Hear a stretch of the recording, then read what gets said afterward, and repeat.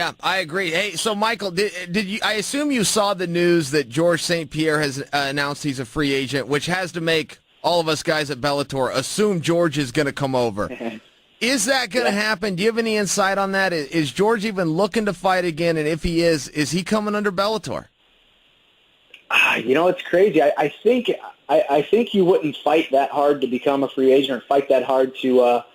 I guess George has paid his dues. He deserves a great deal if he's going to fight. He deserves a great contract, whether it be a 1-fight deal or an 8-fight deal, whatever it is, because he's put in his time and he's a huge name in the sport. But I think if there's really only one direction to look in, I think Bellator is definitely that direction. So we'll see. I think the big thing is going to be, is he truly a free agent? We all think a lot of things about our contract that might not necessarily be true. You got to go through them with a fine-tooth comb, and luckily I've always had an amazing manager who doubles as my attorney, and I've always been protected. But I know he's got a great legal team, so we'll see. And there's definitely some sweet matchups in Bellator.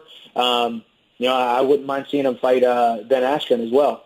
So we'll see. But I think he definitely looks in the Bellator direction. Yeah, I can't imagine what else he's doing. And what you said about the contract is so true. George comes out and declares he's a free agent, but it's like, hey, George, pump the brakes. If somebody makes a claim that you're not a free agent and you claim you are a free agent, you have to go before a judge. You got to battle out these opinions and get a judge ruling. So I did think it was kind of funny when he came out and declared free agency. It's like, well, that's not exactly how it works, George. It's not. It doesn't exactly work that way. You can't just go sign a new contract if somebody makes a claim to your current contract. You just can't.